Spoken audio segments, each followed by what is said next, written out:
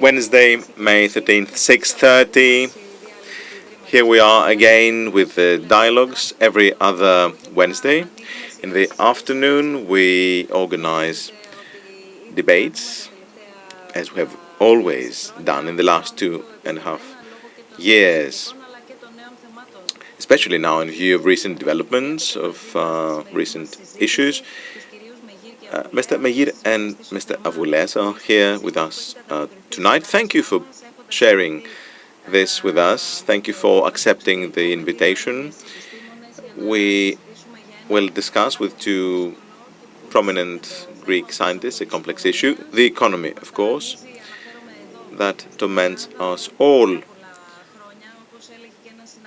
including Greece, of course, for so many years. So it's not just about these 2 months, you know.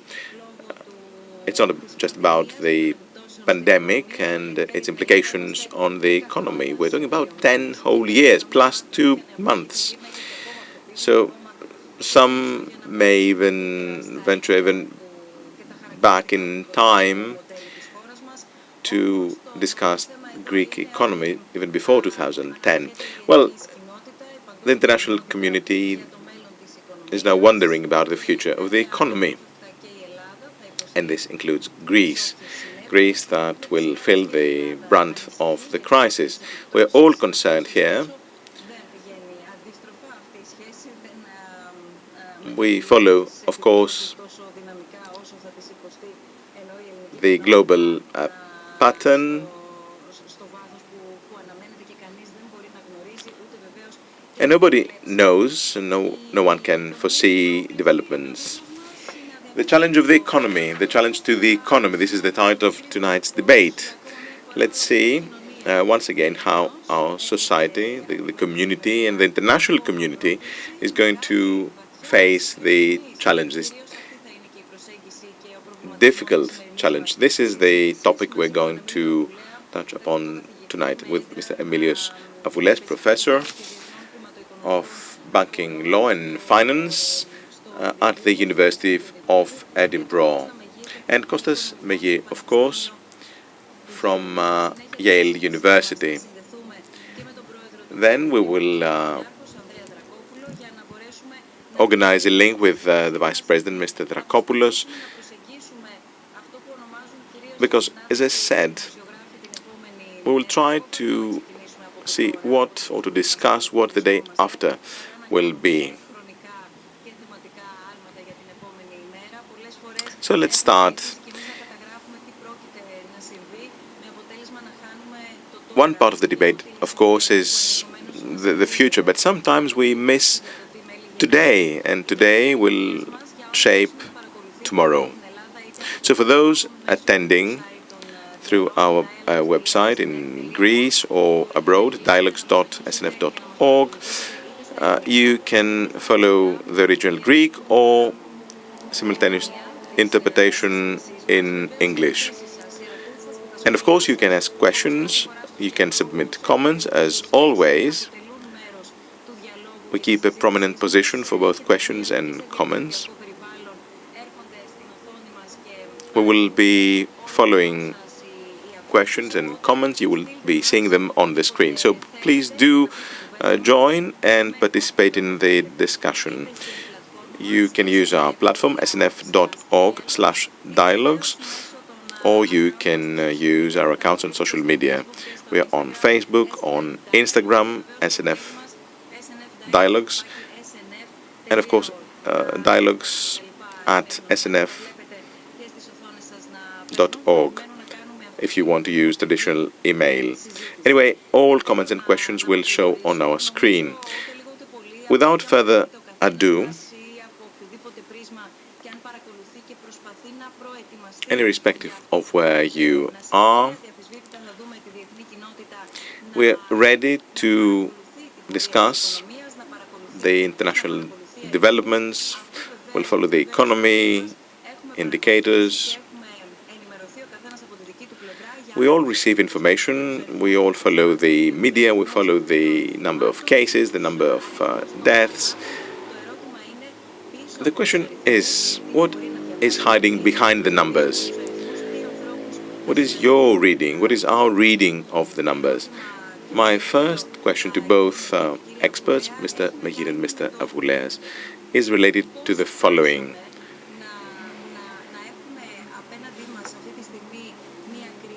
We are facing a crisis, there's no doubt about that, that is forming into an economic and a socioeconomic crisis. So what is your take on this? What is your first general comment on the crisis? Mr. Megir. The crisis comes at a very difficult juncture, an international juncture.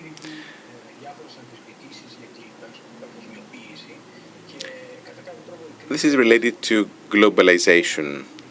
There were many questions about globalization, so this crisis, the present crisis, offered an excuse to the enemies of globalization. This makes things even more difficult. I mean that if this had happened 10 years ago, things would be different. We would see more international cooperation, more summits, leaders trying to coordinate our response to the crisis, to the health crisis and the economic crisis. The IMF, in the first place, would take the lead to support global economy, and generally speaking, would see more coordination, more international coordination. And this is what is missing right now. There's a sort of anarchy, I would say, in the management of this crisis. You see, so many different countries, so many different approaches, no coordination, for example, for the production of the vaccine. This harsh competition in procuring equipment and supplies, and this increases the cost of the crisis. Precisely because there's no coordination, there's no appropriate coordination. Mr. Avgouleas, what's your take? From a more macroscopic point of view, this is a structural crisis. It is a systemic crisis, different than the others. The causes are deeply rooted. For example, in 2004, you may remember the book, Let's Save Capitalism. In 2008, we didn't save anything, of course. What we did do, though, rightly, was to strengthen, at a very high cost, the international financial system. So this liquidity, this surplus of liquidity after 2008 was used by speculators to a large extent. This led to the uberization of labor. We witnessed the uberization of many sectors of the economy. This means very short-term speculation in all walks of life, which led to the creation of an ecosystem, to use this term, especially in the West, that was not resilient, that was not streamlined. I've said many times that if we had another sort of natural disaster, the result would be the same. So we had this bubble, this debt bubble, the responsibility of which lies with the banks. They gave loans to just anybody. Then values fell. So now we have a social crisis, first of all, because insecurity is exacerbated. The haves became even richer thanks to the bubble and debt, and those who and the have-nots had to borrow even more to be able to survive. Well, that's how capitalism works. The have-nots want to become haves. The question is, can this be done, and under what terms? The states did not play the role of the regulator. They don't have to indulge in economic activities. States have to regulate. The states did not play this role. Social resources shrunk, and this leads to more insecurity, social insecurity, which becomes economic insecurity. Mr. Magir rightly said that we were in the beginning of the deglobalization, and this will be exacerbated. This cannot be coped with through international cooperation, as we did back in 2008. There's no Gordon Brown anymore to help. Today, all national economies are at risk. And I'm afraid that what we will experience is, and this may be inevitable, is another disaster. After the easing of the banks, the new easing, we'll see inflation, devaluation of currencies. There will be a race in undervaluating currencies, and this will lead to more protectionism. But the roots of the problem are found in that time, before 2008. Back to the community. Let me make a general comment. Let's try to discuss what is the future of the economy. How can we mobilize the economy irrespective of the economic model? Because inequalities raise a very important question. You said something about capitalism. So is there capitalism at the end of the day? One of the fundamental principles of capitalism is competition, healthy, sound competition. But is this true or not? So let's start with this. Can you help us understand the situation? Because many people go back to 2008 to try to explain the situation. I'm talking about the layman. This is not about the scientific approach. So many people go back to 2008 to find the causes. So is this a similar crisis? Is this a similar financial crisis compared to 2008? What is the most appropriate reading of this crisis? Please elaborate.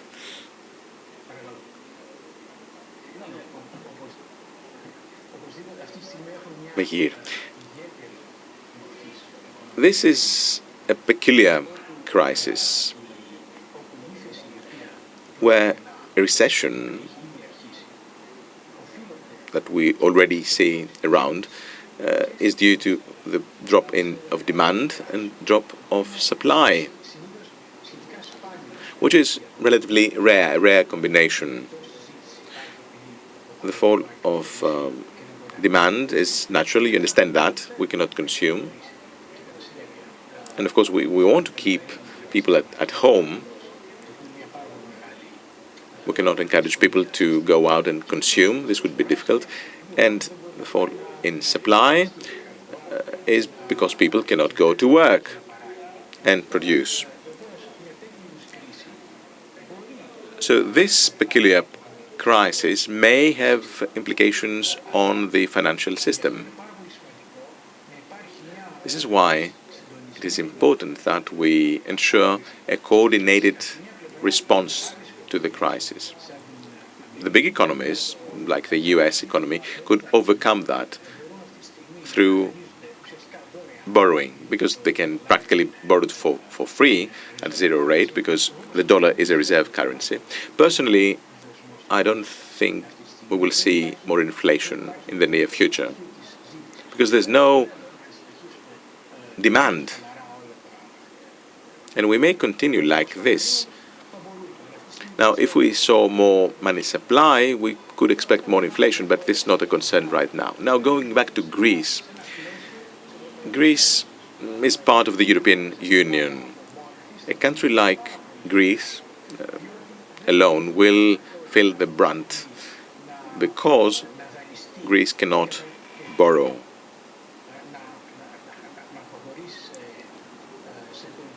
Greece cannot launch policies to support the people, the labor market, workers, without some backing from the EU. So Greece cannot walk alone. This is very important for Greece and the EU. So both need the EMS, they need Eurobonds or grants or what have you. Now, what about the other smaller economies? I personally believe there is a huge problem because these economies that cannot rely on a wider context to support their markets have a problem, have a huge problem actually, because they will not be able to borrow at relatively low interest rates. I don't know about the structure of this discussion, but I agree with Mr. Avgouleas that in the long run we should review our global society, how it is structured, because the crisis has demonstrated two things. First, that on the one hand we have workers, low-paid workers, and they are low-paid because they don't have the skills, but they are needed in the crisis. For example, food distribution, healthcare workers, etc., etc. And on the other hand, our societies, and this includes Greece and the US and the UK to a certain extent, these countries cannot support the weaker links of our society. And now the weaker links are those we need more. So we will need to rethink our social model, but we will discuss this a bit later when we will discuss how we'll go out of this crisis. Yes, I agree fully with Mr. Maguire, and I also agree that inflation will be a problem of the future, not of the present. So what we have today is a crisis of the real economy, not of the financial system like in 2008. We have a reverse course, if you like, but we see that the social crisis exacerbates the economic crisis. We have a plummeting of demand because a lot of people are now receiving income. They're on the dole, and in the future they might not have any allowances, any benefits. So they try to cut their expenses as much as possible. So recession in this case will be further exacerbated. It's like a self-fulfilling prophecy, so to speak. Expectations have changed, i.e. the income of the households in the next year, whether they'll be able to make ends meet. And of course, if the crisis continues for a couple of months, what will be hit next will be the financial sector, because all these over-indebted households and the over-leveraged and over-indebted enterprises which do not manufacture due to lockdown, or which do not sell because there's nobody to buy their products. So all this will create, of course, in the near future, a lot of non-performing loans. Of course, the financial system, the banking sector is much stronger, more robust than it was back in 2008. It's better capitalized. It has better boards of directors. There is a supervisory framework and so on and so forth. But nobody is ready for a tsunami of this intensity. So if the crisis continues for a couple of months, which will be the case most likely, this will mean that the banking sector will be affected, and the first to be affected will be the most vulnerable and the weakest countries, the financial systems of the weaker countries, meaning if we don't have a problem like in 2008 in the West, like we did due to over-indebtedness of households and businesses, and we know that there was a lot of liquidity given in the past by the central banks and low interest rates. But the thing is that in the developing economies and the emerging markets, we will also have problems in the financial sector. And if no measures are taken, if there are no coordinated efforts on a global scale, as Mr. Maguire said, which probably won't be the case because we have the era of Cold War and protectionism dawning, and we don't have the great political leaders of the caliber that we had in 2008. I also mentioned Gordon Brown. He wasn't by himself. The Chinese leadership was a different style leadership, and of course the Obama administration in the US. So now we will have the mother of all crises if measures are not taken soon. And the first measures that need to be taken to support labor and vulnerable populations are what is needed the most. Yes, please, Mr. Maguire. We need to support labor. That's very important. And there are various approaches to this. In my opinion, the British approach is the smartest and the best so far, even though it's a bit expensive.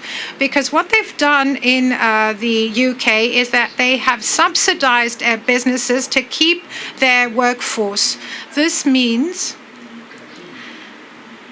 that workers keep their income, their salary, they maintain their salary, and at the same time they're ready to reboot. And one of the greatest dangers of this crisis is that the productive capacity will be hit hard. It will be affected because companies will close down. A lot of capital will be lost. Working capital and also all the possibilities open to businesses right now will disappear, and this will lead to a very slow restart of the economy. So the current economic policy, meaning the one that needs to be implementing for now and the near future, is very important, meaning the important thing is to support workers and how to formulate the economic policy so that the restart of the economy will be fast and immediate, because if the productive capacity of the countries is destroyed, then not only will we have a deep crisis, which we'll have anyway, but after that it will take us a long time to get back on track.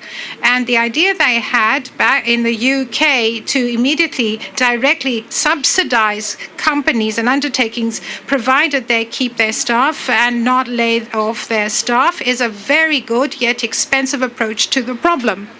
So I would like us to talk about responsibilities later on in the discussion, to see the responsibilities of each country. So we're talking about the national level and the overall context in which an economy functions at a national level, but also collective responsibility as well. And I'm talking about the member states of the EU, the European edifice, that is, and the responsibilities of the EU. We also have the recent results from Eurogroup meeting, and we also have this effort for European member states to get together and to come to a common understanding and to face the problem in a harmonious way. And of course, we saw the economy of the US and its relations vis-a-vis China. This is something that we have not seen the end of. We see it unfolding. So there's a lot going on, a lot of discussions, and maybe even the narrative, the rhetoric affects the economy.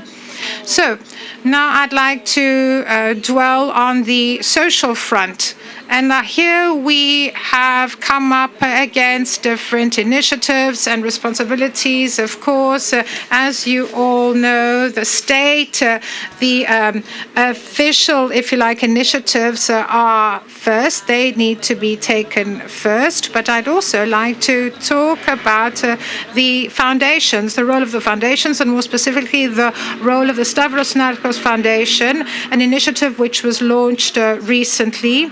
And this has also got to do with the way in which this initiative supports those in need. So this particular initiative is well known, this grant. It's a global relief initiative for the COVID-19 pandemic, amounting to $100 million. The main idea is that SNF covers many countries. We know that the Stavros Niarchos Foundation is active in 120 countries the world over. And here we see various fields in which it is active in. And here we see that this initiative covers various areas, and there are certain goals that are met in relation to this initiative. So it's also got to do a lot with the day after, with the aftermath of the pandemic. So let me try to put it simply. According to this initiative, yes, we are here for those in the front line and to provide assistance and relief, but we also have to think about what happens the day after the pandemic, in the aftermath of the pandemic. First of all, we have to make sure that people have access to food, because we know that unemployment rates have gone up, and this is very worrying all over the world for many countries, not just Greece. For example, in the US, I read recently that unemployment rate has reached in the last 2 months, in the last days, the worst levels in the last decades, meaning in February, the US had a very good unemployment rate, a very low one. They had been able to deal with unemployment in a successful manner, but now we see that the unemployment rates have gone up again, and it makes us reminds us of what happened in the Second World War. Now, providing psychological support to fellow citizens who, for one or the other reason, will be in the margins, if you like, of society. So they are in need of help. And the first, if you like, step of this initiative, and as I said, it covers many areas. So one of the things that it wants to do is to provide relief to frontline workers, cleaners, doctors, nurses, people working in the hospitals, those working in the ICUs, the internal care units in reference hospitals for COVID-19. And of course, assistance will also be provided to all the organizations and other grantees that have received grants from Stavros Niarchos Foundation. The main aim being to help society and assist society so that we will then be able to stand on our feet in a dignified manner as members of society. And of course, after that, we are also interested in the economy. We'll watch a short video.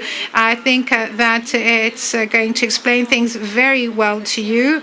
And it is also well known that, among other things, the SNF has a long history in supporting Rockefeller University, which is in the center of research being conducted to find the vaccine. And another index that we are all interested in is the vaccine. And of course, this, when will it be found, will have an effect on what will happen in the future. Now, let's watch the video and let's see how this initiative is being implemented. And after that, we will also connect with New York and Andreas Drakopoulos, the president of SNF.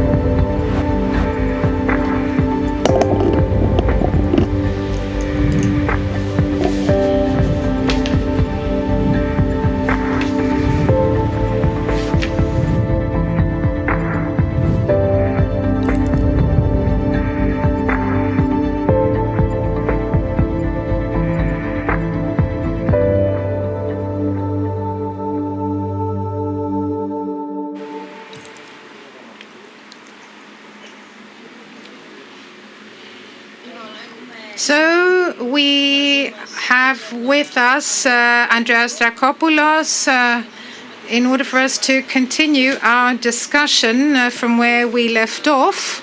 And so we have yet another area, that of support. And as we said, society is at the center of everything we do. And let us not forget that all the roads lead to society and the way in which society is structured and what we're aiming for in order for us to avoid the worst. And we're talking about the effects of the pandemic. The thing is, you can't avert a crisis. Sometimes you can't even predict a crisis. So the question is how ready a society is, how resilient a society is that has to face the crisis, and how can it be strong in order to move forward. So we already heard some things about the initiative that was launched last month by SNF. It's called the Global Relief Initiative for the COVID-19 pandemic. We know that a lot lies before us. The worst is not yet over regarding this pandemic. But let me begin by saying the following. As we discussed with Mr. Avgouleas and Magir, what is behind the figures, the numbers. We talked about the economy, but of course one might say, okay, we're talking about a huge amount of money here, a great initiative, but what is the purpose? What is this initiative aiming at? So, good afternoon, ladies and gentlemen. Good morning. First of all, let me thank the speakers and let me thank everybody who's listening to us or watching us on the internet. I know that you've already had a discussion, and let me say that there's a lot we still don't know. None of us knows everything. Of course, we know some things. We know that we are in a crisis that is unprecedented. Something that we've never encountered before. And I'm talking about the way in which the virus has hit our economies and our countries. This is the world over. And we also know that the most vulnerable, the weakest, are those that suffer the most. We're also talking about a crisis that was a health crisis, but is now transforming quickly into a socioeconomic crisis. But let's not forget that the public health crisis is not over yet. It's still with us. And I will be more optimistic. I'm more optimistic than the other two, but I will remain so and say that we are still in the midst of the public health crisis. And we know that we are before a socioeconomic crisis. What we don't know is when this public health crisis will end. A lot is being said. Of course, the bad thing is that nobody is certain about what's going to happen. Nobody knows. Now, how the public health crisis will end and when it will end will determine the depth of the socio-economic crisis. And the question is, what weapons, what measures can we take to address this socio-economic crisis? You said before for example, that there is no inflation. The truth is that in the last 20, 25 years, there has been no inflation. But things are changing, meaning if tomorrow they say, I'm not saying that it's the most probable thing, but if we have, for example, an antiviral drug that appears tomorrow, like entecavir, and another, for example, antiviral drug that can save lives and that can actually make this virus something similar to the common flu, but because there's such a demand for this drug, because people want to go out, they want to go on holiday, they want to travel, they want to purchase things. So all I'm saying is that everything is up in the air, everything is open, and we need to be very careful. It doesn't matter whether one is a scientist or a politician or an economist. We need to tread very carefully. We need to be very cautious because everything is open. And of course, what is certain is that the most vulnerable are the ones that are hit the hardest. So this is a socioeconomic issue. We may hold many, many discussions on this matter. There is no doubt that it is the obligation of those who have and those who can to offer assistance.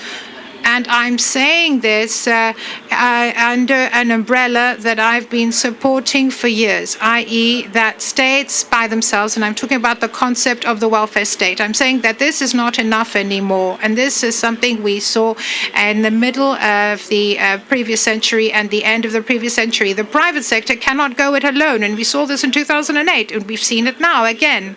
So if it hadn't been for state assistance, everybody would have gone bankrupt. So we're big boys, we are adults, so we all have to understand that only through a public-private collaboration can we move forward. I think it's very easy to understand. The logic is simple. And some people may say, okay, now what? Well, it's not that simple. I think we really have to understand that in order for you to solve a problem, you need to face the fact that you have the problem. And there is no other way forward. We all have to sit around the same table, both the public and the private sector. So we need to collaborate in the appropriate manner. There is no doubt that we live in the Insta time. Everything is Instagram. Everything is instant. Everybody lives for the moment. And we know that in the 20th century, we had in New York hospitals. And in these hospitals, they don't even have PPE for doctors and nurses. They ran out in 2 days. And I think this speaks volumes. So what we're talking about is collaboration. We know that a lot of things are unknown to us. A lot will depend on the public health crisis that is unfolding. I know that the number of deaths has gone down, the number of cases, new cases has also gone down, but we must work together, public and private sectors. This was an initial remark. Well, let me just add a question related to what you all three said.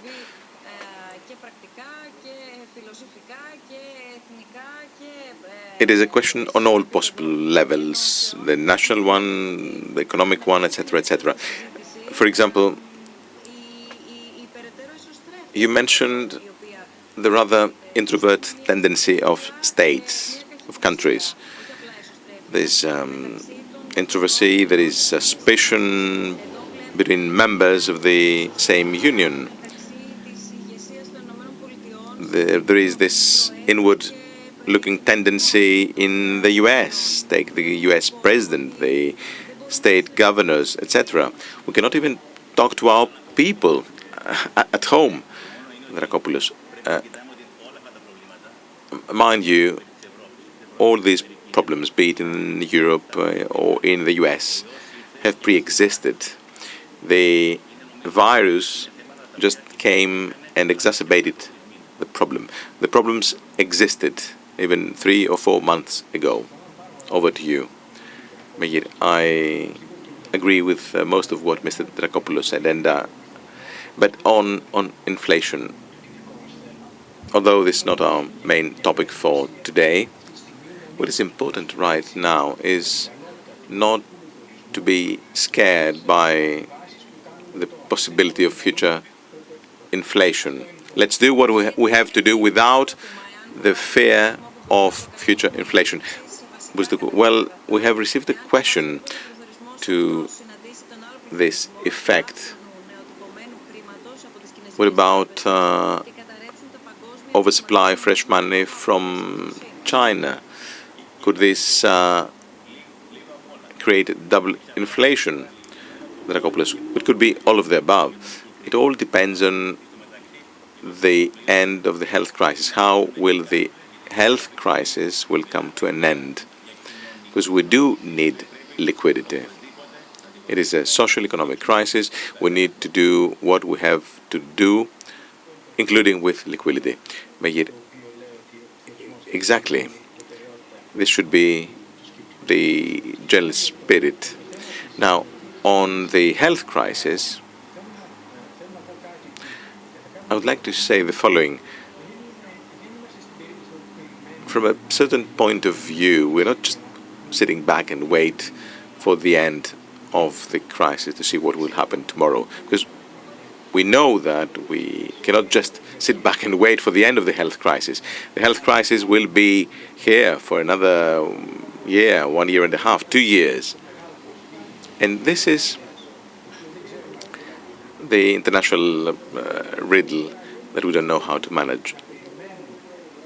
I mean that on the one hand, we cannot just sit back and wait for the end of the crisis. We cannot wait until we are all perfectly safe to relaunch the economy, because this will lead to disaster, an economic disaster. The economies will collapse. So we must find the golden rule, a halfway solution in order to relaunch the economy sooner than later. And what is the level of acceptable risk? Because the non-economy takes its toll. Poor economy means that people die for various reasons. So it is not just about the health crisis. It's not about solving the health crisis and then we relaunch the economy. Because if we wait until then we may find ourselves without a community. And this is where our governments have failed. They have no concrete plan about relaunching the economies and about assessing the inherent risks. Finally, concerning the public-private sector's partnership, this is extremely important right now in the US and for the last 30 years. We see less and less state around in all domains, including health. This is unacceptable. The state plays a coordinating role, an important, crucial coordinating role. We need the state because we all have a stake in the economy. We cannot reduce the role of the state ad eternum.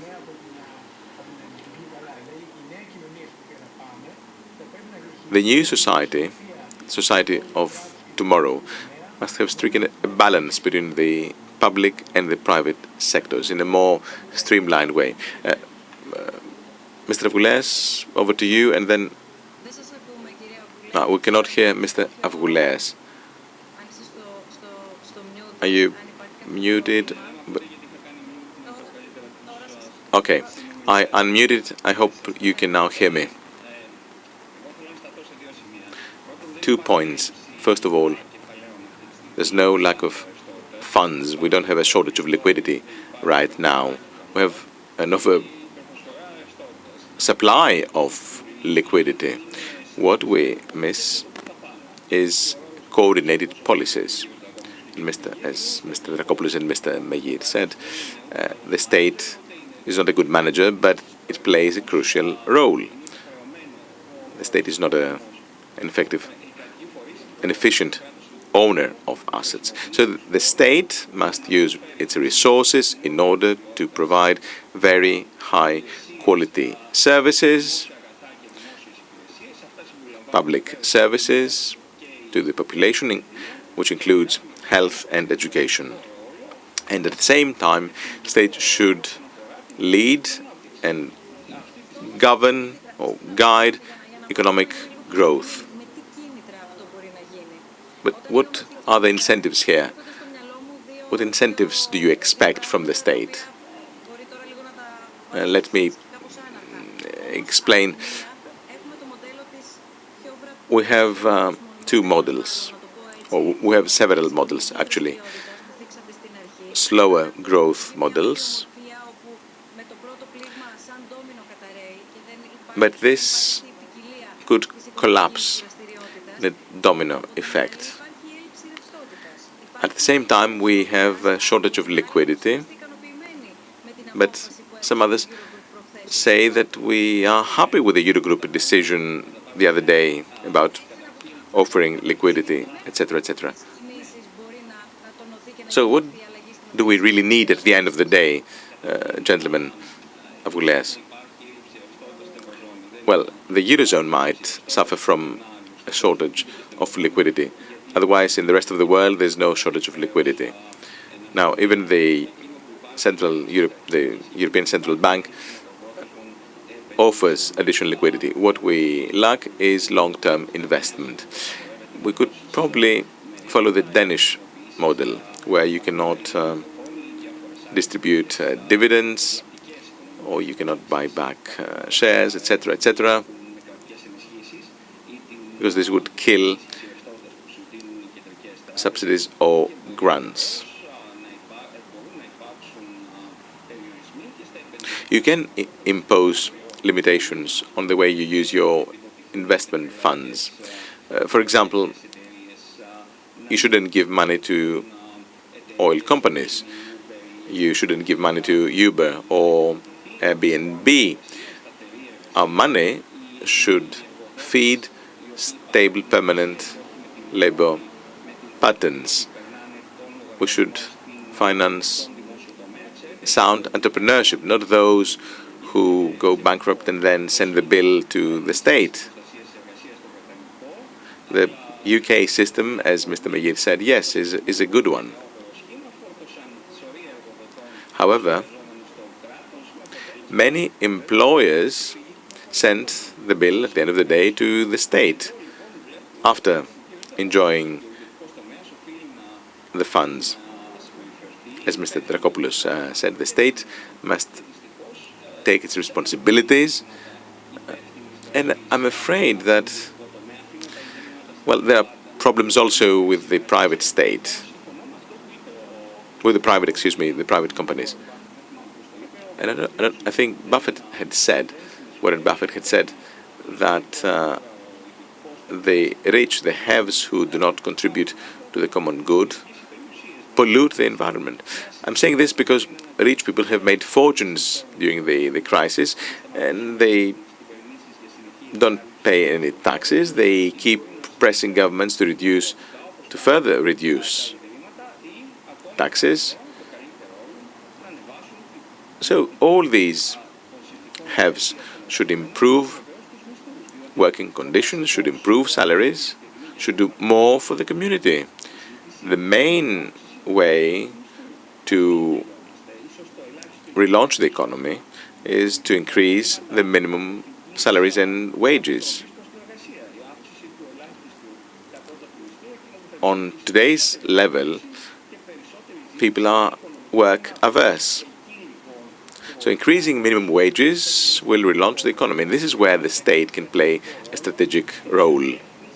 The states, governments must play a strategic role in new liquidity, new investment funds, but this must be resources that will go to investments, to green investments,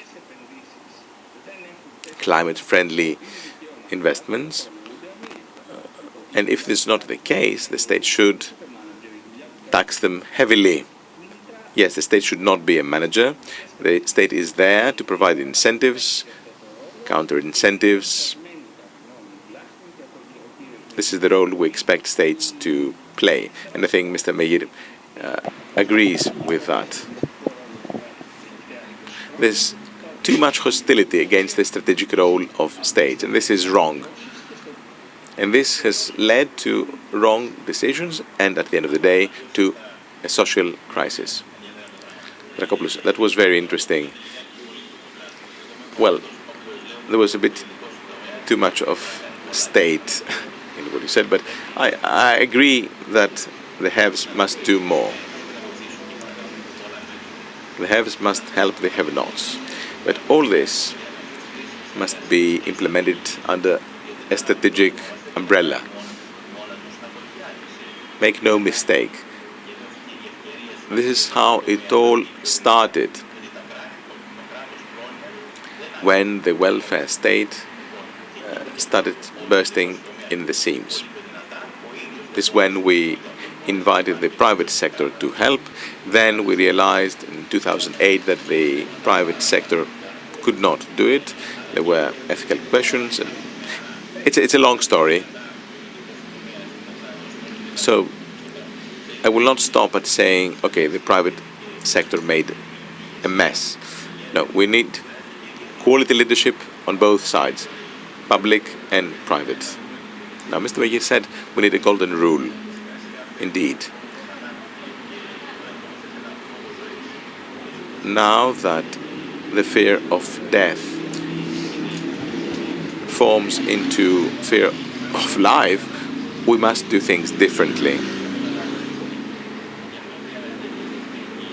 But we are on moving ground. We need high quality partnerships between governments and the private sector.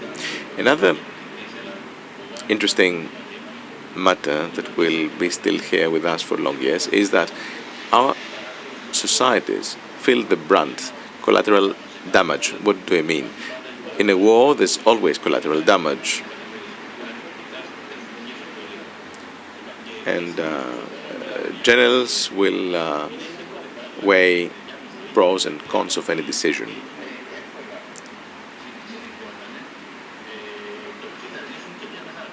Now that was a strange situation.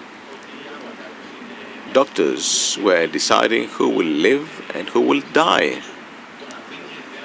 And doctors left those with pre-existing conditions to die to save the others. This bothered me,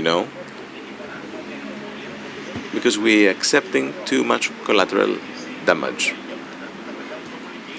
Of course, I agree with you, we cannot shut down the economy forever. People will die. Some people are already dead and we don't know because they're still at home. So yes, we need a golden rule, and this is very difficult. We should be very cautious. We should tread carefully. We should talk more and more. But we should be more cautious about accepting collateral damage. Because it is fine when collateral damage is with the others, but what happens when we feel the brunt? All this is a threat against life itself. This virus came from nowhere, and now we have a problem. We are, in part, responsible for the crisis because we all indulge in the Insta economy. So we are very weak now. We now realize our weaknesses.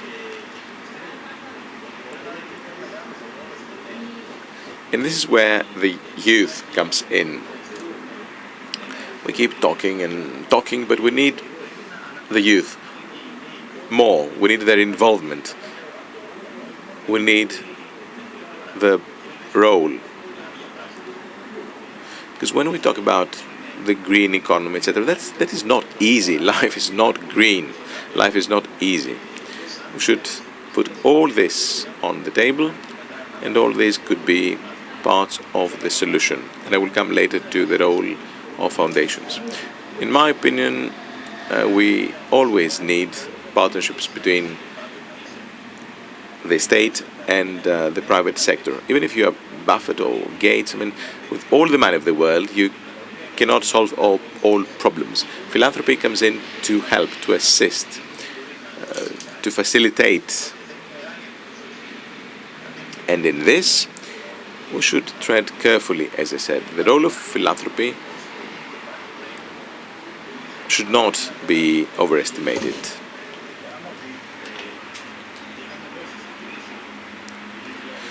During the crisis, actually after 2013 or 14, we offered 300 million euros to deal with the crisis, to deal with unemployment.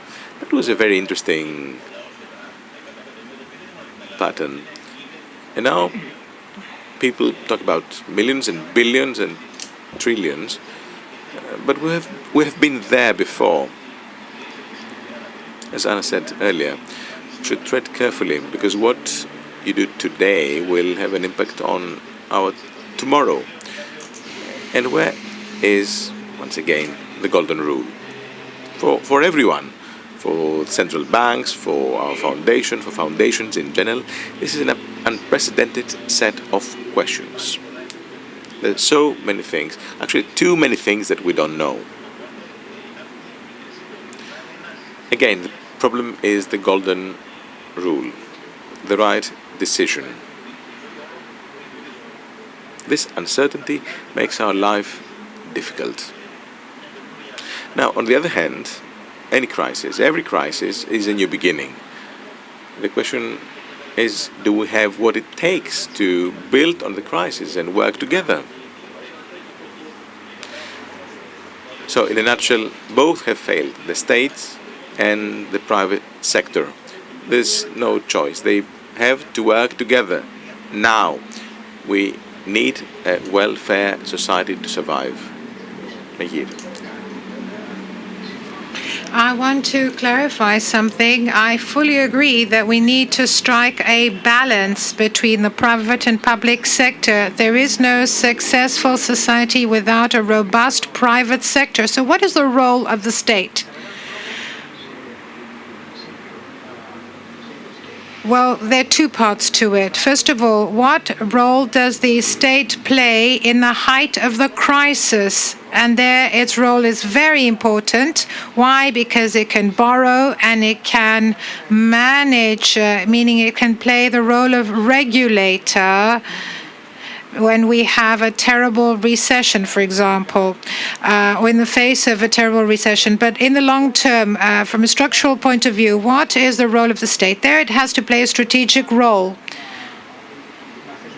For example, it must set rules so that the private sector can work well, so that it can function well without negative regulation. So the question is, how can society be supported?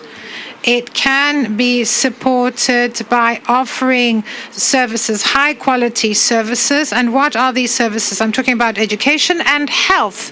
So a society must have excellent infrastructure when it comes to health and education. And this is good for those who are weak, financially weak, because equal opportunities are granted to all members of society. And then we need to have a basic welfare state. And I do not believe that the minimum income guarantee is the best way forward, but maybe we can have minimum wages together with some subsidies for low-paid work, for example, negative taxes or negative income tax credits. So to cut it short, to cut a long story short, what we need on the one hand is a state that can handle the crisis, can manage the crisis when it's reached its peak, when we are in the eye of the cyclone. And what we want is to offer people the same opportunities, and we need to also have a safety net when it comes to social security. one must point out that in order for the state to do all this, and I am against nationalization of everything, these are stories for young children, and it's cost a lot to people like Corbyn, meaning believing that the state is a better owner than the private sector. That's wrong. And as Mr. Drakopoulos said, the state has failed dismally in this aspect, and this is why we have a lot that's been done in the private sector. But on the other hand, the state cannot do anything if it doesn't reform itself, meaning it needs to make better use of technology, more intensive use of technology. We need to have better technocrats working in the state sector, good politicians, but higher taxation of those who can be taxed and those who have money. This is a conclusion that cannot be avoided, and we need to offer tax incentives to those who are working well and who are changing the paradigm from short-term to long-term. They look after their employees, they take care of their employees, businesses who take measures not to pollute, and of course they do this in a gradual manner, slowly but surely. And of course the state can also be punitive, meaning it can punish with taxes those who don't go the extra mile, and it also sets a good example, a good moral example itself, meaning instead of doing away with taxes or reducing taxes for all indiscriminately, everybody who is earning a certain amount of income and above, for example, like the Trump administration, I use negative taxation to punish those who or rather, excuse me, I take measures to help those who offer good salaries, who take care not to pollute the environment, who offer insurance to their employees. So I must offer some kind of tax incentives to good businesses in comparison to those who do nothing at all. So we must try to make sure that we have high quality services offered by the state. And I'm talking about healthcare services and education services. This is of paramount importance, but this needs money. It requires money. So the state revenue must go up. And this also means that money must be spent wisely. And of course, there must be accountability, public accountability greater than before. And of course, money must be spent wisely and effectively. And of course, we can use the modern technology to help us in this respect.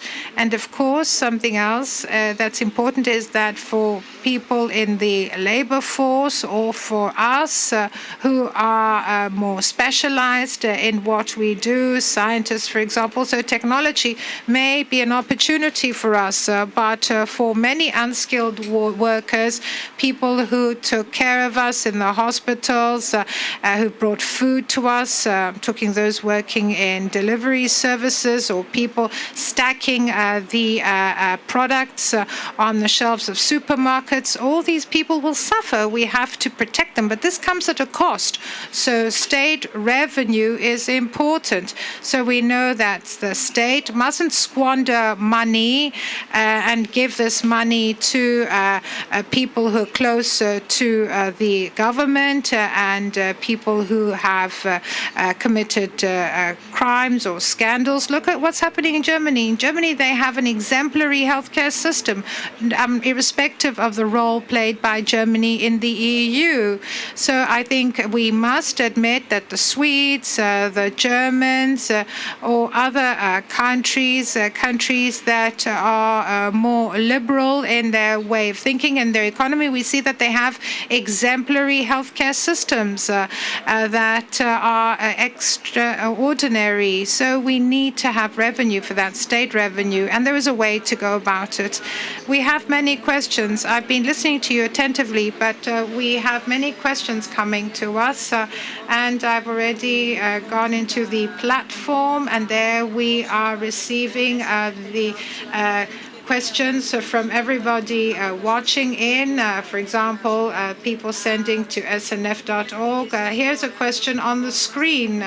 So do you think it is fair and just for the public to save private companies like banks or air carriers using capital that will be paid by European taxpayers in the end? One such example is Lufthansa, which wants to be given an amount of 10 to 12 billion euro. And this will be from the state budget. Well, we know that many companies are facing an existential crisis. Companies that had been functioning very well, companies that have not mismanaged their funds.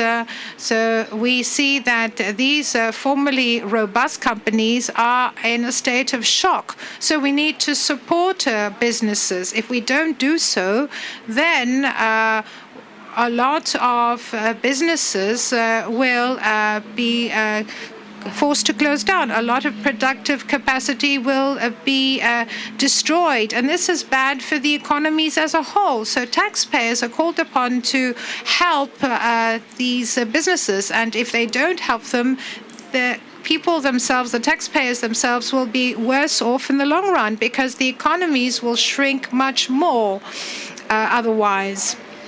So let's not get confused. In other cases, we have subsidized ineffective and inefficient companies, either for political reasons or for petty political reasons. But these things are not the same now. We have companies now that were perfectly sound, but they cannot survive now given the circumstances. And we are actually asking them to keep their workforce without supporting them in any way. So we need to tread carefully, and of course there will be mistakes made, and companies that should not have been supported may end up being supported. But due to the nature of the crisis, because all of a sudden we see that demand has dropped, it has plummeted. So this is why it is necessary and it is justifiable to help businesses so that we can restart the economy when the public health crisis is over and when the circumstances allow it. I just want to add something quickly, if I may. Many decades ago, somebody said that capitalism is not bad. It's morality that destroys capitalism.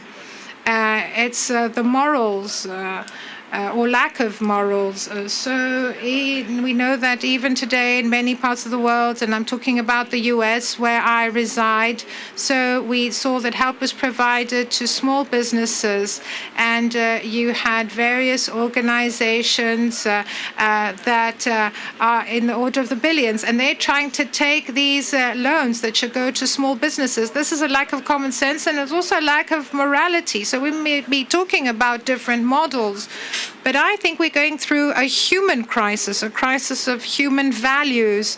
Mr. Avgouleas talked about the bubble that burst, and we're talking about the stock exchange and securities, but now we have a different bubble that burst. We have a lack of human values now, not a lack of economic values. It may sound rather philosophical in nature, but that's where the problem lies. It's due to the lack of human values that we no longer have great leaders. This is why we can't forge a strategy for the present and for the near future, but also for the distant future. So this is where the problem lies. This is the root cause of all problems. So we have to change the way we think as society. It's not a matter of just models. We have to emphasize what is important and what is really, really important. And somebody may ask, how much should a teacher get and how much should a nurse get? get, and why should a doctor or nurse get paid less than a footballer, a football player, or an actor? Well, I'm not saying that you should take the money from the actors or the football players. All I'm saying is that we need to reboot certain values. We have to think of real human values, and we have to think about the value of life and where we're going to. And this may sound strange, but 10 years from now, we might end up saying, thank God COVID-19 came along, because it's like a wake-up call. And if we don't get things right, well, then it's going to be our fault, because some people may say we didn't expect it. But I think that it's like a wake-up call. So we need to get things right now. We need to fix things now. And I think that's what we need to do. And it has to do with human values. It starts from the family. It starts from schools. And is it possible for hospitals in New York to have enough PPE stock just for 2 days? That's crazy. And we know that we have universities that should have millions of dollars who end up asking for small business loan. But I think we should try to think logically. Let's talk about the salaries of teachers, the salaries of doctors and nurses, and compare it to the salaries of football players, for example. I want to add two things to what Mr. Dakopoulos said. So I'd like to say that Adam Smith, before he wrote The Wealth of Nations, he also talked about capitalism and ethics. He said that capitalism without ethics cannot exist. Otherwise, what it actually does is one man taking advantage of another man, another human being, and this is bad, and this will lead to social disruption and upheaval. So we're talking about wages, about how much people need to get paid, either in the public or private sector, because we see that it's also got to do with how much one contributes to society. And it's also terrible to say that some people are unskilled workers. This is rather derogatory. And another thing that I'd like to talk about is state subsidies. Of course, Mr. Maguire is right, but under two conditions. The first condition is that this money shouldn't be given to bonuses, executive bonuses, dividends, payout of dividends, or repurchasing of own shares, or other such activities which will be good only for the shareholders of a company, but at the detriment of taxpayers. But here we're talking about a single market. Of course, Germany is a very strong economy, a very robust economy. In good times, it was an ant and not a cicada. It worked hard, and I'm sure that they can subsidize the companies that are in difficulty. But of course, this may lead to problems in the single market, in the single European market. And these problems will lead to existential issues, because Spain cannot save Iberia, for example, or Italy cannot save Alitalia. Its budget cannot do that. And this again makes us think of mutualization of debt. Is it possible to allow robust economies to save their businesses? Of course, Mr. Maguire is right in saying that in this way they save their workforce and they allow the economy to be sound after a while when the economy is recharged. But what about Aegean Airline? What about Cyprus Airways? What about Iberia and Alitalia and other airline carriers? Is it possible for the northern countries during the COVID-19 pandemic to support their own companies that will then be ready to buy out other companies from other countries that will not have received any support? I fully agree with Mr. Maguire, but I do not underestimate the existential problems in the day after the COVID pandemic. Mr. Maguire, over to you. If you could also answer the question you can see on the screen concerning capitalism. There are so many questions. Please try to be brief so that we can take more questions. A question that we received on Facebook. Why don't we envisage alternative economic models beyond capitalism? You said capitalism cannot meet our humanistic needs. Well, capitalism, says our viewer, weakens the financial position of most people. So what after capitalism? Well, Magir, we cannot change capitalism. Capitalism is the natural way of functioning for the players that we know. The question is about the role of the state in capitalism, the regulator, and does the state align itself with some ethical values? Ethical values are important, in my opinion, and this is where, once again, we look at the state. They have to play an important role. For example, both Dracopoulos and Avgouleas said that we cannot support companies or organizations who make billions. Well, the mistake is in the planning of our economy. We should not support companies or organizations who use the money who take the money and put it in their pockets. So we need proper planning. And I wanted to say that when we plan support policy for the weakest in our society, this policy should be compatible with incentives. We should select the right incentives. So maybe the best way in the future would be to provide social services of high quality, so that, for example, an unemployed lower income family could receive the same education and the same health services with the average incomes or the rich. This is probably the best way, instead, that is, of increasing salaries, etc. So let's plan an economy where opportunities are there for everyone. This would enhance mobility from one level to another, and those who were doomed in the past because of their low income will have more opportunities in the future. Bousdoukou. Well, this of course should apply erga omnes. This should be the case irrespective of government. Of course, this is an ethical question, yes.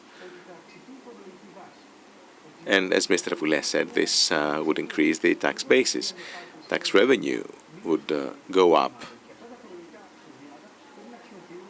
And then this tax revenue should be used for high quality public services for everyone. It is unthinkable. We have children born to poor families. These children have fewer opportunities compared to the rich. Actually, there's no comparison. So minimum salaries is fine, but the most important thing is to plan from the beginning a society offering equal opportunities. This is where the state can play its most important role. And of course this comes at a cost, but this is the cost that we should pay as a society. Mr. Avgouleas. Yes, please be brief because we have so many questions. I want to give the floor to our viewers. Well, I fully agree with Mr. Magir. Let me just add that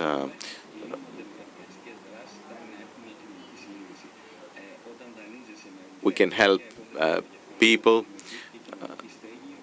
with housing. Council homes has been used by the profiteers. Profiteers have benefited more from social housing compared to the workers. So this is where the state should come in again in a different way. We should be more selective in our investment. We should try to ban short-term profiteering investment. We should stop speculators. Could we see the question again? Yes. The unprecedented health crisis is still developing. We cannot see the end of the tunnel.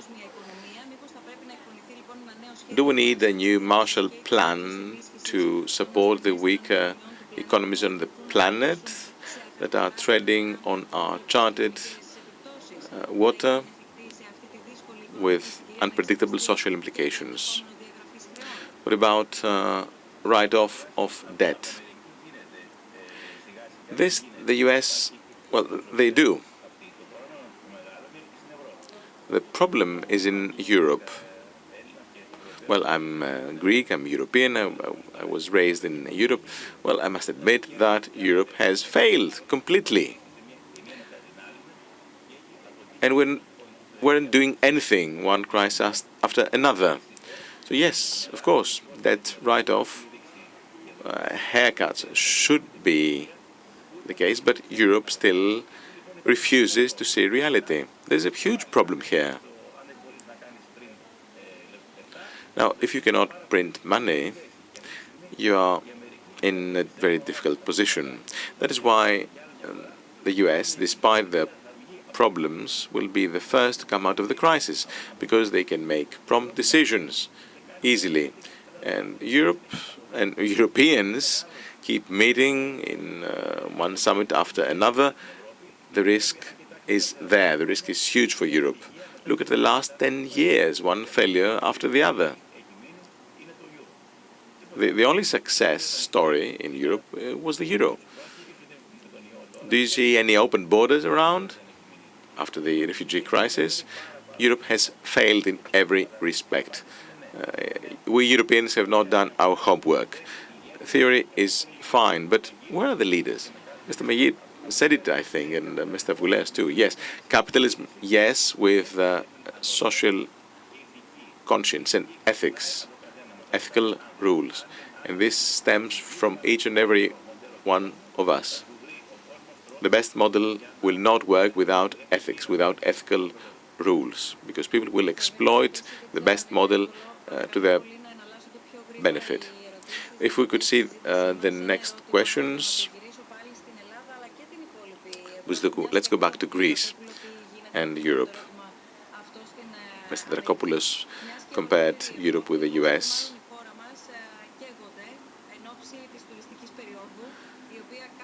We're tourist countries. What about the tourist season? We know that we have too many questions related to the tourist season. Some are also ethical. States, governments try to shape a plan for this summer in order to save the day for what is our heavy industry, tourism, in Greece at least. The question is, one of the questions is, could this crisis be an opportunity to review its tourist model, its production model? Is it time to review our whole production model? Avgouleas, absolutely. I've said this on so many occasions. It is a tremendous opportunity for Greece to revamp its light manufacturing industry. I was raised in Piraeus. I remember the Retsina plant, the Vasiliadis manufacturing plant, etc., etc. Well, Vasiliadis had shut up shop much earlier. But we have a tradition in light manufacturing, in light industry. We should relaunch this light industry. Then the agri-food industry. We could be champions, you know, in organic production. I don't know if you read The Economist the other day, now that we are witnessing a disruption of the world's supply chain in the food industry. Well, unfortunately, the next monies we will see will be loans and not equity. But even these loans could be an opportunity for our country to rebuild the economy and rebuild the light manufacturing infrastructure. We know, not just now, but we know from the past that single-faceted approaches do not help an economy. We need high value-added sectors in order to keep money in the country. And we should invest in our human resources, our number one resource, the resource that has been migrating in the last years.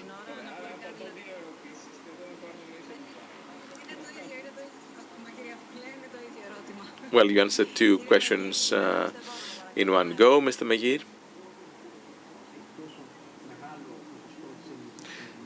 The reason why tourism accounts for such a high percentage of the GDP is that Greek governments do not support entrepreneurship. If we want to invest in a more diversified way, we need reform. More reforms. I have been hearing about reforms for the last 10 years on the occasion of the other crisis. But we have to unleash the potential of our economy.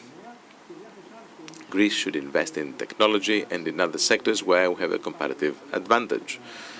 We have high-quality human resources. There's no doubt about that. This, of course, is not just related to the coronavirus crisis, and it is not just related to Greece. Now, you mentioned a Marshall Plan.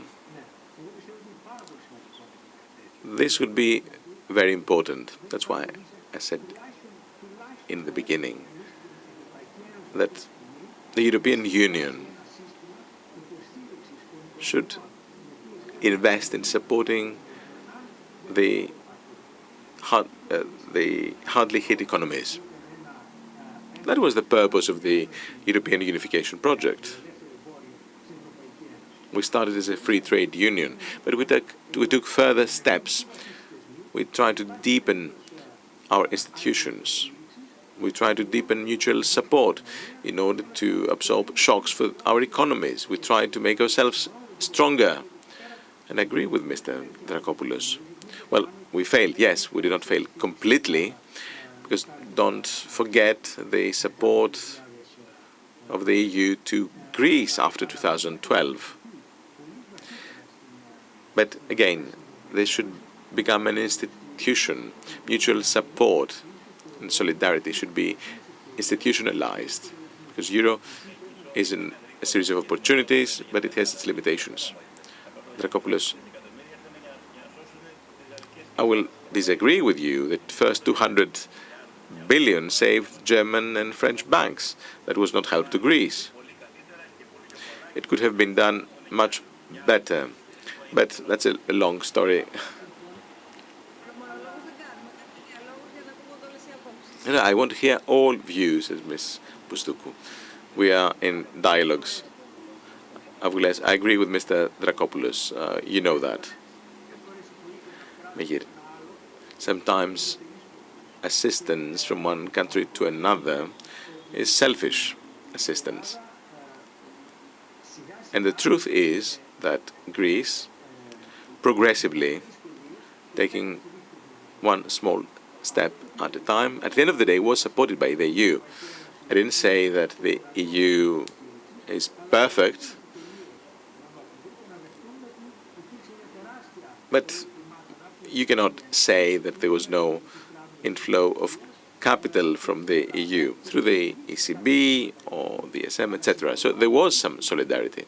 But I agree with you, at this time we cannot be proud of our achievements.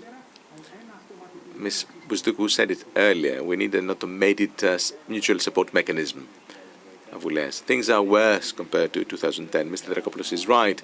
In 2010, speaking of Greece, loans were offered to save French and German banks. And all this happened despite the will of our people.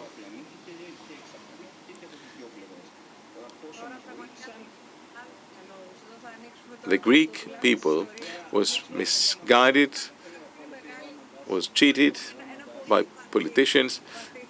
Of course, this is a long story now, but Avgouleas, let me finish, and then we can discuss China. So the memoranda cost Greece 25% of our GDP.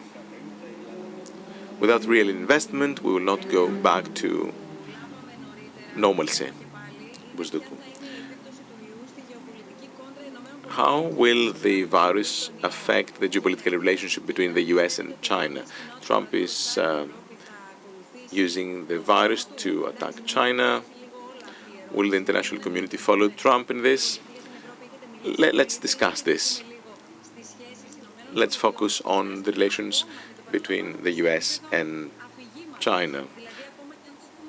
Even if we focus only on the narrative employed by the two sides.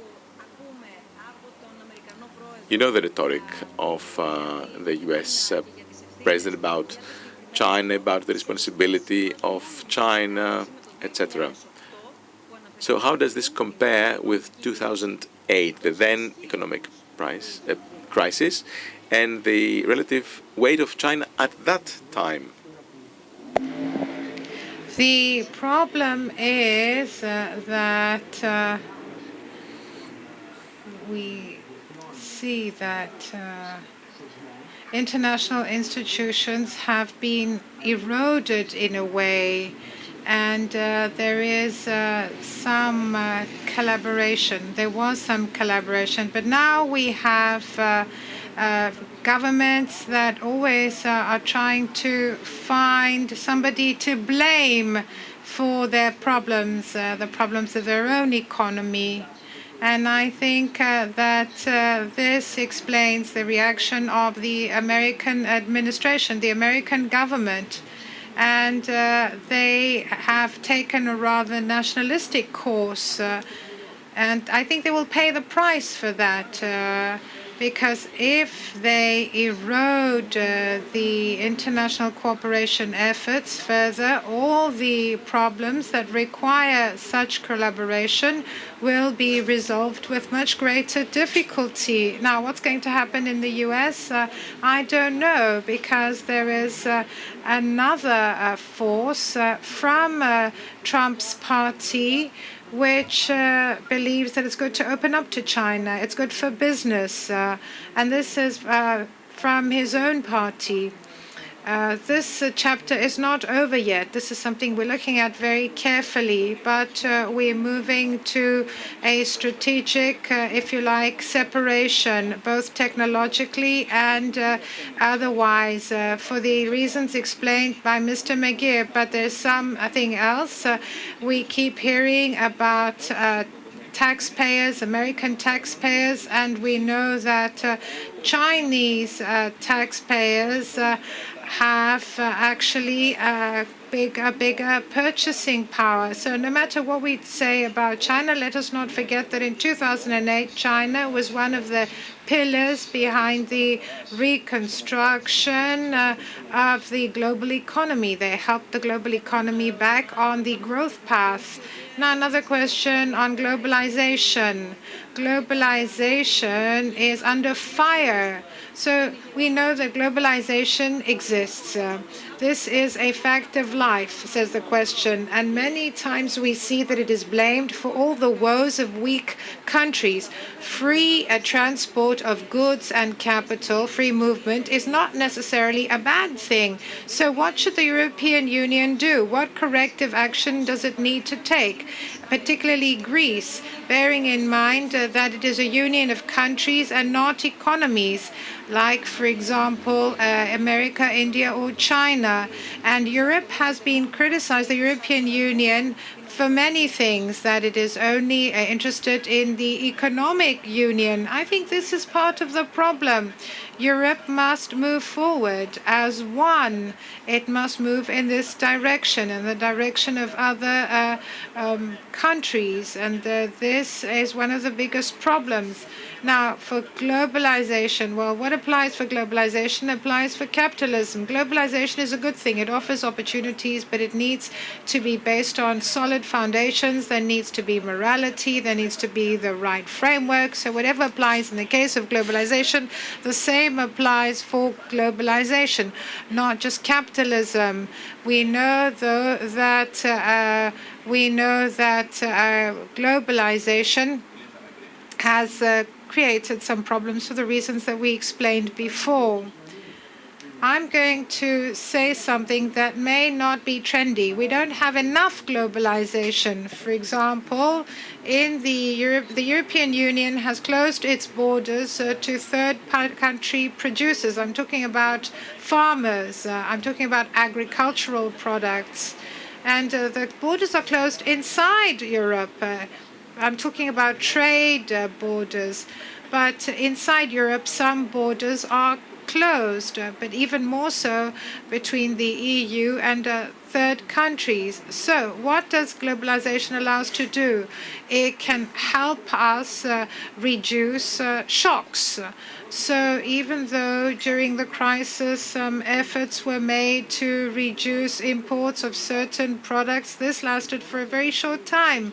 The fact that the public health crisis in China is actually waning, we see that they are exporting PPEs, for example, that are being snapped up by us, by other countries.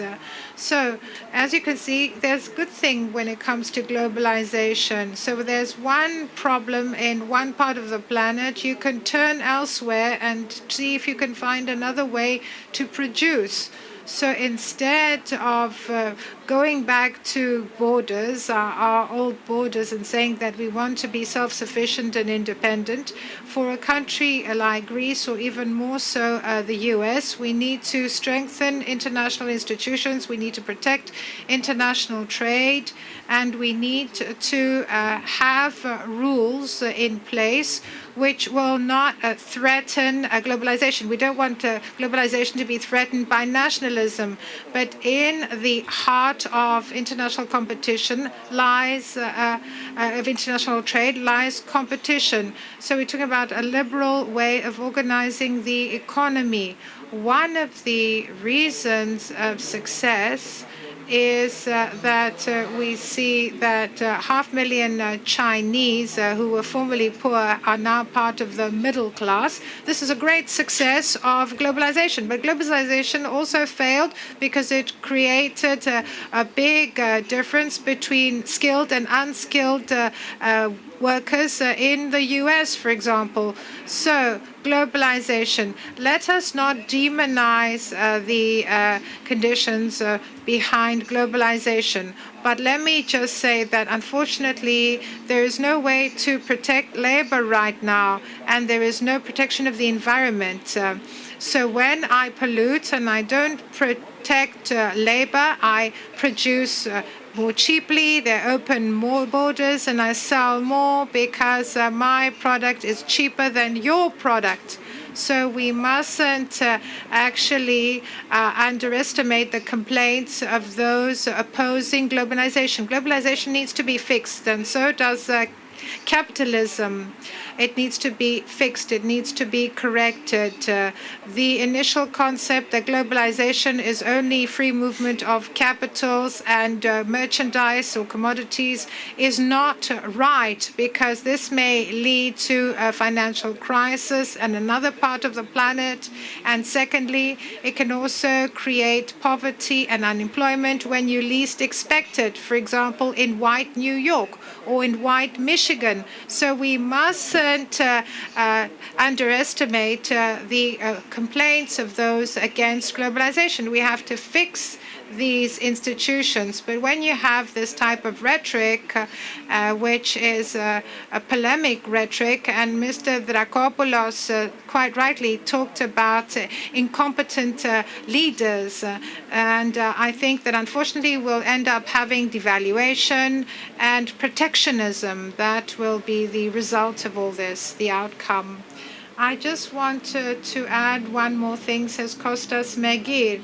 This is why we need to have institutions that are well functioning and coordinated. So we need to avoid a race to the bottom. There must be rules on the environment, rules to protect the quality of labor, and these will make globalization function better to the benefit of us all.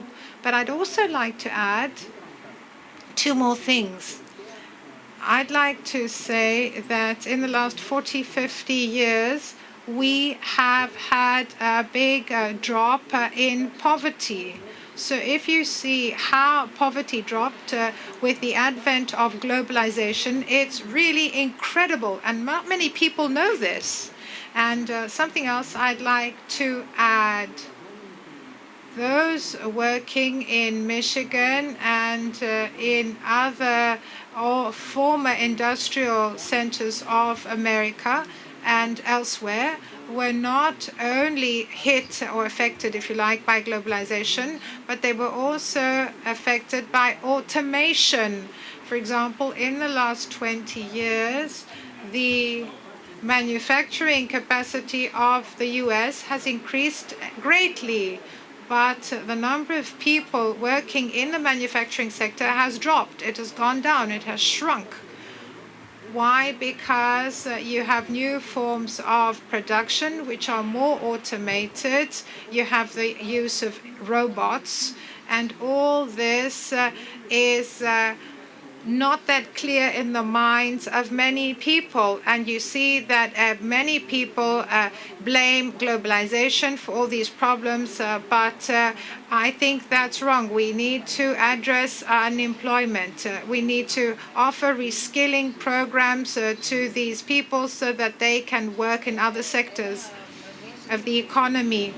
Just one thing that you know, says Anthea Kinthia Buzuku, Mr. Megir, you talked about poverty, and you said that because of the pandemic, the IMF forecasts 50 million people who will be on the brink of extreme poverty because of all the things that have happened.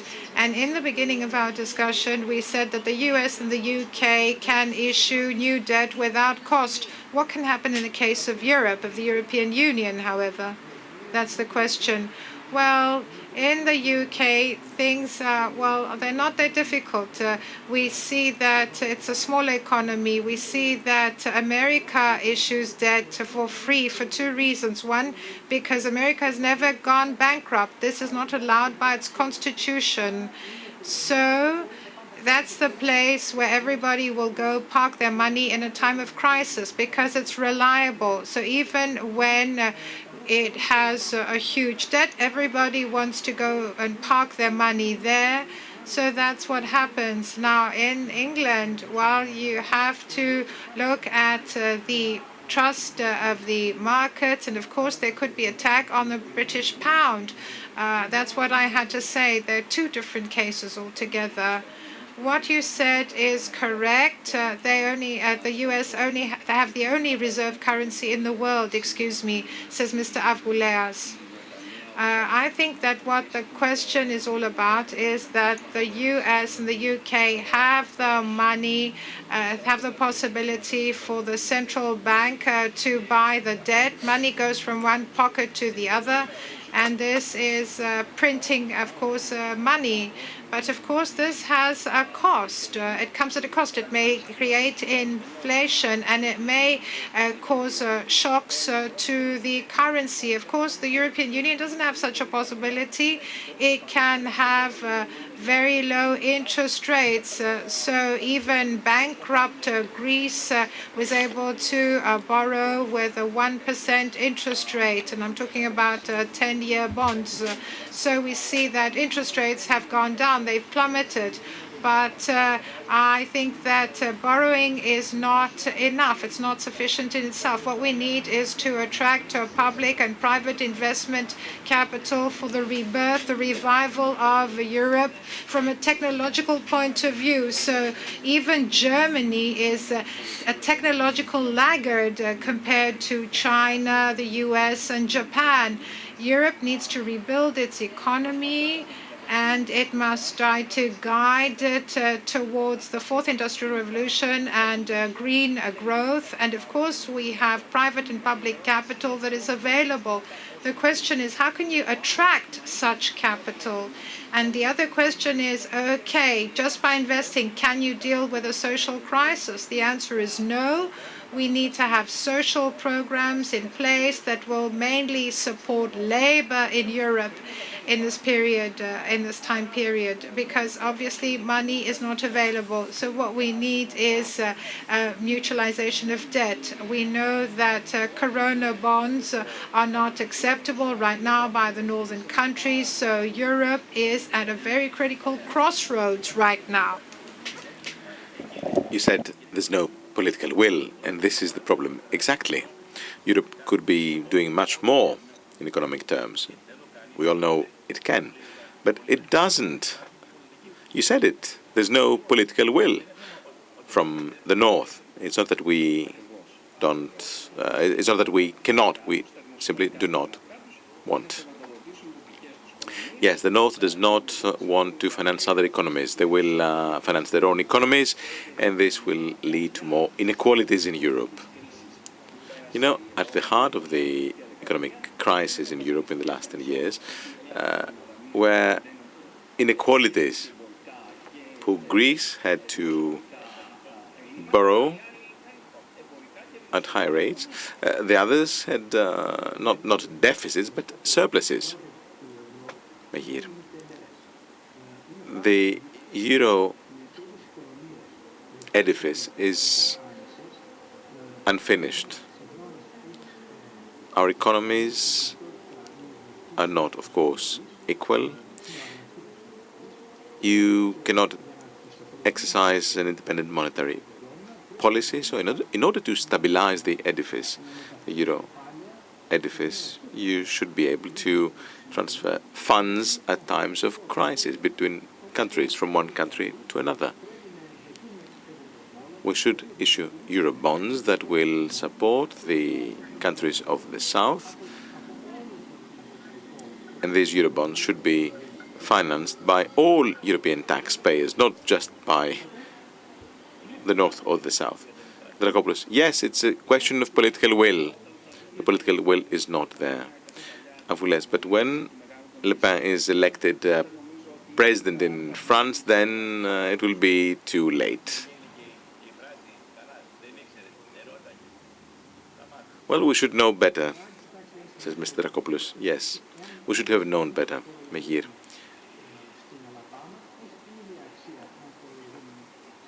Well, a taxpayer in Alabama has the same value with a taxpayer in New York. This is the case in the US, but this is not the case in Europe for various reasons. Well, the cost of strengthening the euro would be huge. On the other hand, leaving the euro would be another disaster. For all this, we need stronger institutions, and this means the possibility of mutual support in times of crisis. Was the two last questions, because we are talking about what the ideal situation would be. You have been very critical against Europe and its dealings recently.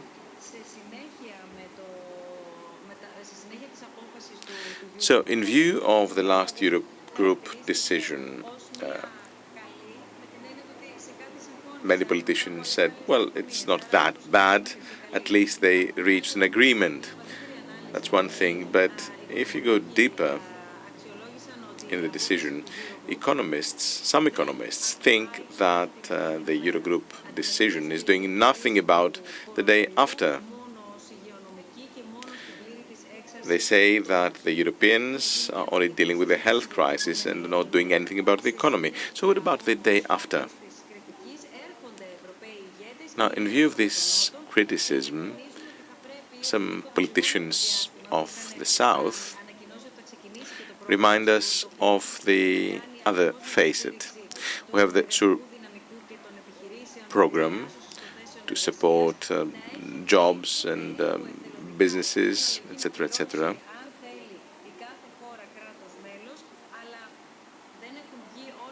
So things are not that bad at the end of the day. We know, of course, what we will all pay. We don't know how many millions or billions each country will receive.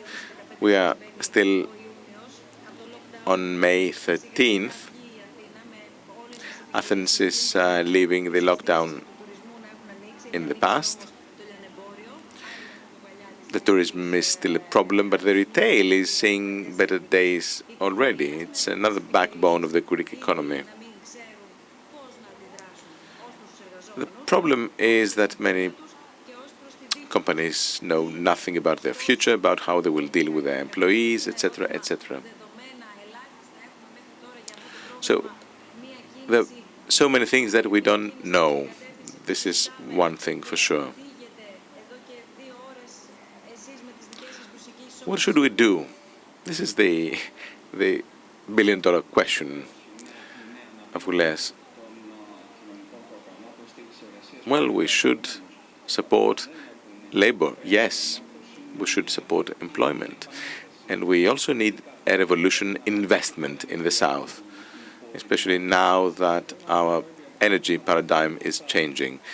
We will find the money. We must find the money for these investments. And we're not talking about a small African republic. In that case, we would say, okay, let's call the World Bank and the private sector. But we're talking about Italy. Who will help Italy modernize the energy sector? And the same question applies to Greece, to Spain. That is why we need a single European investment fund that will issue bonds, Eurobonds. The markets will make bold decisions with state bond maturities in the range of, I don't know, 100 years. So mutualization, this is the question. Europe should try to lighten the burden, the debt burden of the South. And you have Mr. Regling saying that this is not a problem. That is not a problem. The countries of the South owe to the ESM. Yes, of course, this is right. But what about credit ratings? Credit ratings will collapse because of the debt to GDP ratio. These are the problems we should discuss in the next months and years in the Eurozone. So I'm afraid that the decision, the ruling of the German Constitutional Court will not help. You see that the Germans leveraged even the judiciary in order to strengthen their negotiating position. The Germans are stopping the institutional integration of Europe. So, if we talk about Greece, yes, we will become more vulnerable after 10 years of economic crisis without targeted policies in the EU. So I'm afraid we will not see better days in this respect. Mr. Meyer, well, institutions in Europe are weak. We need different institution so that all this can happen in an automated way. We can't just fight fires on the occasion of each and every crisis.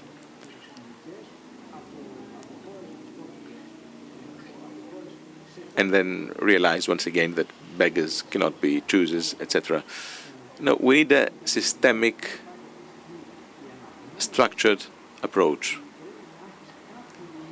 Europeans refused to recognize the need to have, next to the monetary policy, a permanent support mechanism.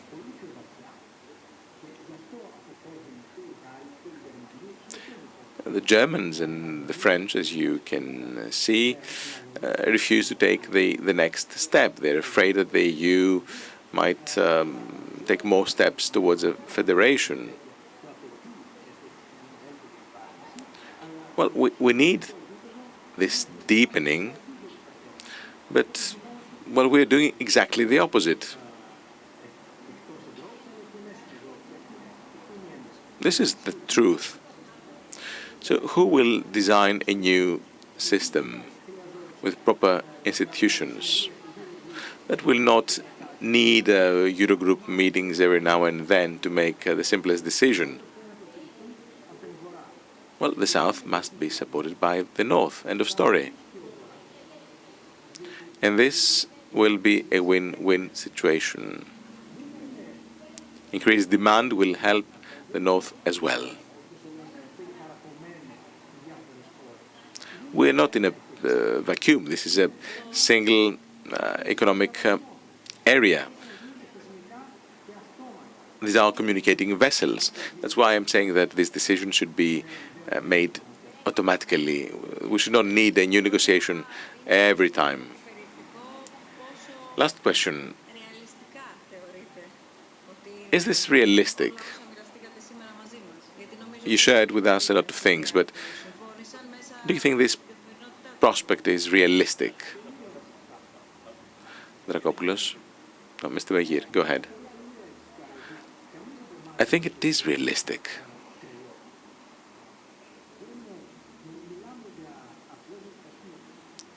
We spoke realistically.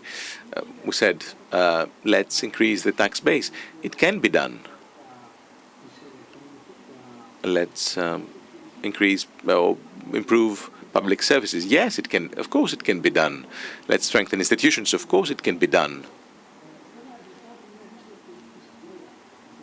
Now, the political conjuncture is not very favorable, but once again, I think this is a realistic prospect. John Kennedy had said you remember, don't ask what the state can do for you, ask what you can do for your country. So let us look at ourselves in the mirror. Let's see what we can do.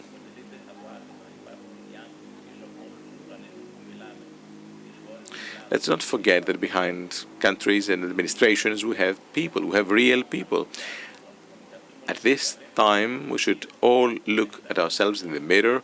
There's a humanity problem.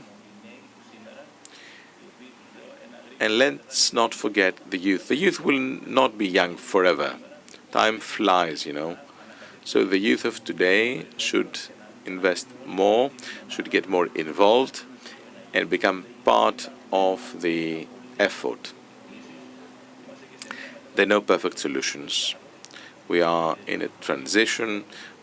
Call it globalization, call it technological revolution. We need to work together, and ethics are also badly needed. Avgouleas, I agree with both speakers, and to the ethical dimension, I will add something else. Well, first of all, I remain optimistic for developments in the UK or the US.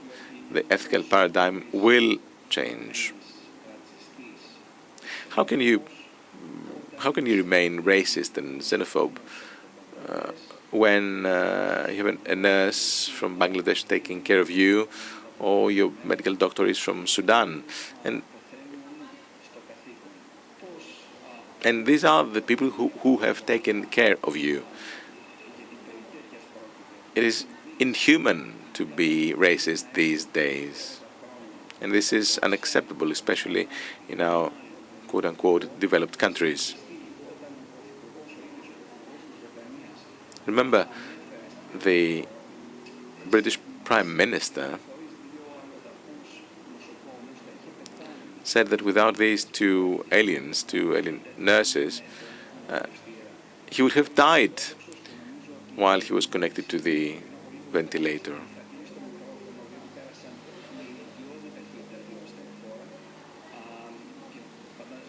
This is real. It happens now as we speak. Two ambulances passed by the way, a few minutes ago. Let's try to picture who was working in these ambulances. Our democracies, despite their deficiencies, are the best government we have. Is the most effective system to reallocate resources. We just need to go back to the essential principles, the ethical principles of capitalism. Amen. This is Mr. Trakopoulos, and a last question, a rhetorical one. Do you think that our youth has come to terms with the reality, or they will need another crisis to realize that we are experiencing a crisis? Well, we are talking about people who are unemployed. We're talking about people who experience the crisis. What about that?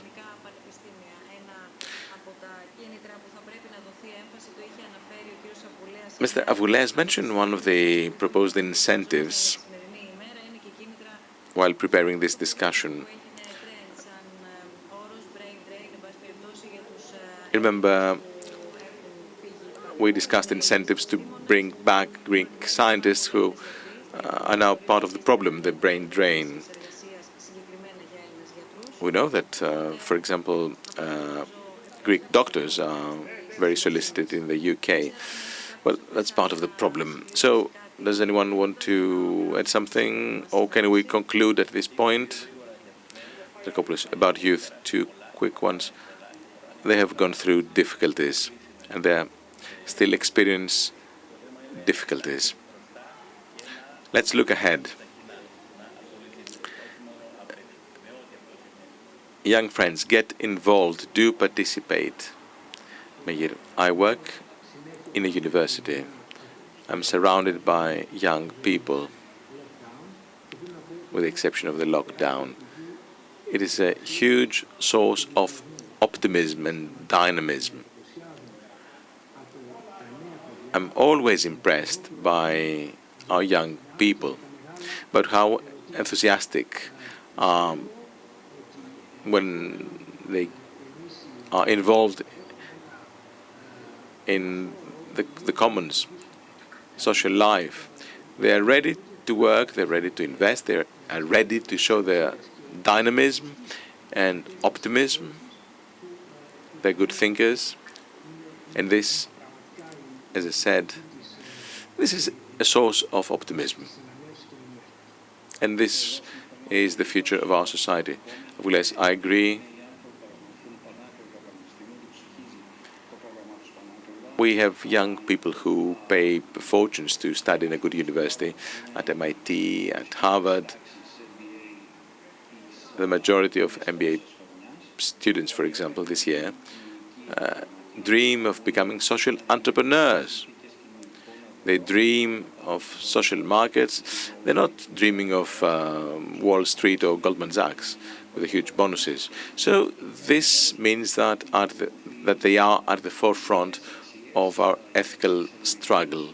This means that they share ethical values, the values that our generation has fostered. Some of us may have forgotten on the way, of course. I'm afraid that neoliberalism, and I'm a liberal, not a neoliberal, neoliberalism had the opposite result on a negative result on our ethical values. But our youth are better than that. They will fight, they will struggle for their future, and this makes them more socially sensitive. Well, that's a nice subject for our next dialogues over the difference, for example, between liberalism and neoliberalism. A huge discussion in the last years. Thank you so much. The lockdown was at the same time an opening. We got connected. We worked together. We met online. We continued with our hobbies. We showed our interest in arts, which made us stronger. We came to terms with several realities. So lockdown was not just negative, and this may be ushering in a better post-COVID-19 era. There was more art, more culture. This did not come automatically, of course. It came at a cost. Many people worked in this direction, artists, authors. We have the festivals and the concerts that were postponed. Well, in Athens, May and June and July are very active, very busy months. Not all actors, may I remind you, have work around the year.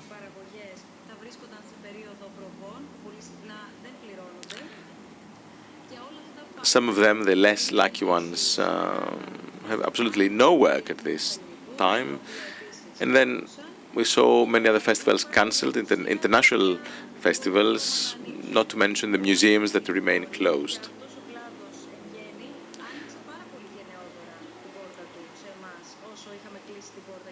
This industry, the art and the artists industry, was very generous towards us. They helped us come to terms with reality. We realized our responsibility towards the art world, the art community.